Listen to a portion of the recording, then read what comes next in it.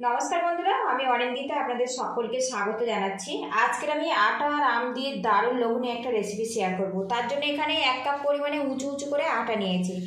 এখানে আটাটা আমি অনেক বেশি স্বাস্থ্যকর মনে করি, তাই আটা ব্যবহার করেছি। আপনারা চাইলে ময়দা দিয়েও কিন্তু এই রেসিপিটা বানাতে পারেন। আর নিয়েছি একটা মিডিয়াম সাইজের আম, দেখুন। আর অবশ্যই কিন্তু আমটা মিষ্টি টাইপের নিতে হবে। আমের খোসাটা আমি ছাড়িয়ে নেব।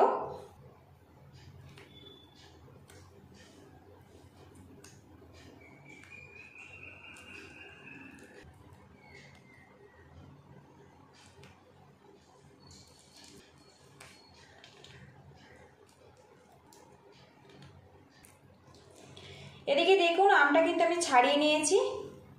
অন্যদিকে কড়াটা আমি গরম করে নিয়েছি আর এর মধ্যে দিয়ে দেবো 1 কাপ পরিমাণে আটা। এর মধ্যে দিয়ে দেবো 2 চামচ পরিমাণে চিনি। আর এই রেসিপিটা কিন্তু একটু মিষ্টি মিষ্টি করে বানিয়ে নিতে হবে, তবে খেতে ভালো লাগবে। স্বাদ মতো লবণ। এবার এর মধ্যে 2 চামচ পরিমাণে সাদা তেল দিয়ে দেব। বেশ কিছুক্ষণ নাড়াচাড়া করে এটা ভাজা ভাজা করে নেব। এখানে আমি আটা ব্যবহার করেছি, সেই জন্য একটুখানি গরম কড়ার মধ্যে একটু নাড়াচাড়া করে নিয়েছি। এর মধ্যে যে একটা কাঁচা গন্ধ না, ওটা আর থাকবে না। আপনারা যদি বা ময়দা দিয়ে ব্যবহার করেন তাহলে কিন্তু ময়দাটা ভাজার দরকার হবে না। আটাটা বেশি স্বাস্থ্যকর, তাই আমি এখানে আটা ব্যবহার করেছি। বেশ কিছুক্ষণ একটু নাড়াচাড়া করে নেব, এতে আটার যে একটা কাঁচা গন্ধ না, ওটা পুরোপুরি চলে যাবে। আর বন্ধুরা, গ্যাস রেটটা কিন্তু একদম কমে রাখবেন, রেখে আটাটা একটু ভাজা ভাজা করে নেবেন। আমি এখানে যেহেতু পাকা আম আর আটা দিয়ে রেসিপিটা বানাচ্ছি, এই রেসিপির মধ্যে কোনো রকম আটার গন্ধ না করে, সেই জন্য কিন্তু এইভাবে হালকা করে ভেজে নিতে হবে।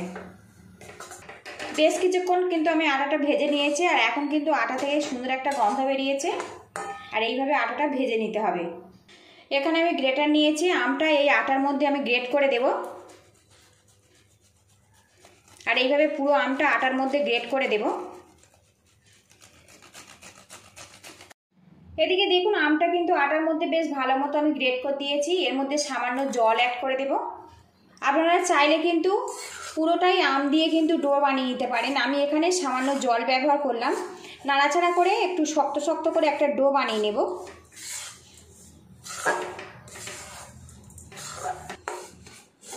এদিকে দেখুন আমের শাঁস দিয়ে কিন্তু ডোটা আমার রেডি হয়ে গেছে। এবার গ্যাস রেটটা বন্ধ করে দেব, দিয়ে আমি এই ডোটা ঠান্ডা করে নেব। আর এইভাবে একটুখানি ম্যাশ করে নেব। এদিকে দেখুন ডোটা আমি হালকাভাবে ঠান্ডা করে নিয়েছি, একটু হাত দিয়ে ভালো করে ম্যাশ করে নেব। এদিকে দেখুন আমের ডোটা কিন্তু মসৃণভাবে মাখিয়ে নিয়েছি। আর যদি খুব বেশি চ্যাটচ্যাটে মনে হয় তো সামান্য একটু আটা ব্যবহার করতে পারেন। তো দেখুন ডোটা আমার রেডি হয়ে গেছে। এবার এই আমের ডো থেকে আমি লেচি কেটে নেব। যেভাবে আমরা আটার রুটি বা পরোটার জন্য লেচি কাটি, সেই মতো কিন্তু এটা কেটে রেডি করে নিতে হবে। কিচেন স্ল্যাবে সামান্য একটু আটা ছড়িয়ে নেব। এবারে এখানে একটা লেচি নিয়ে আমি পরোটার শেপ দিয়ে বেলে নেব। আপনারা গোল কিংবা ত্রিকোণ, চৌকো যেমন ইচ্ছে শেপ দিয়ে বেলে নিতে পারেন। আমি এখানে গোল করে বেলে নেব আর পরোটার থিকনেস করে বেলবো। খুব বেশি কিন্তু পাতলা নয়, আবার খুব বেশি মোটা নয়, সেই মতো করে এটা বেলে রেডি করে নিতে হবে। এদিকে দেখুন একটা বেলে নিয়েছি। আর এখানে আমি একটা ছোট গোল গামলা নিয়েছি। এইভাবে কেটে নেব যাতে পরোটাগুলো সমানভাবে রেডি হয়। সাইড থেকে এইগুলো বাদ দিয়ে দেব। তো দেখুন কত সুন্দর গোলভাবে রেডি হয়ে গেছে।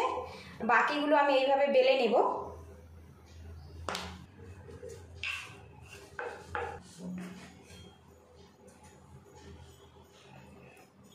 আর এখন দেখুন এই এক্সট্রা পার্টগুলো আমি একসঙ্গে রেখে দেব, পরে আবার একটা এইভাবে পরোটা বানিয়ে নেব।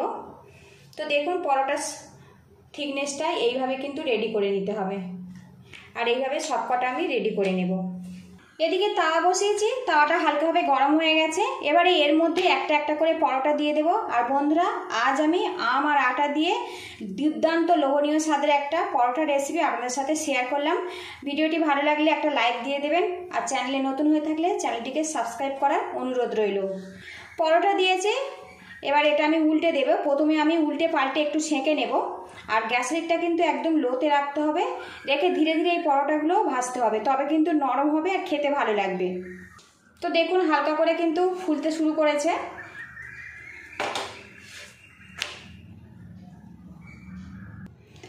দেখুন পরোটার দুটো দিক কিন্তু বেশ ভালো করে আমি সেঁকে নিয়েছি। এবারে এর ওপরে আমি তেল দিয়ে দেব। তেলের পরিমাণটা একটু কম রাখবো। এই পরোটাতে কিন্তু খুব বেশি তেলের প্রয়োজন হবে না, তাহলে যে আমের স্বাদ সেটা কিন্তু পাওয়া যাবে না। অল্প করে তেল দিয়ে কিন্তু এটা সেঁকে রেডি করে নিতে হবে। আর বন্ধুরা, এই পরোটা যখন সেঁকবেন গ্যাস হিটটা কিন্তু একদম লোতে রাখবেন, তাহলে পরোটাটা কিন্তু বেশ নরম থাকবে।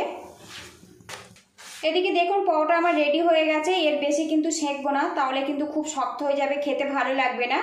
তো দেখুন এইভাবে আমি রেডি করে নিয়েছি। এবার এই পরোটা আমি তুলে নেব। আবারও প্যানের মধ্যে একটা পরোটা দিয়ে দেব। আর বন্ধুরা, আপনারা তো আলু পরোটা কিংবা ডাল পরোটা অনেক তো খেয়েছেন। এখন কিন্তু বাজারে প্রচুর পরিমাণে আম পাওয়া যাচ্ছে। এই আম দিয়ে কিন্তু একবার এইভাবে পরোটা বানিয়ে খেতে পারেন। খেতে কিন্তু সত্যিই অসাধারণ হয়।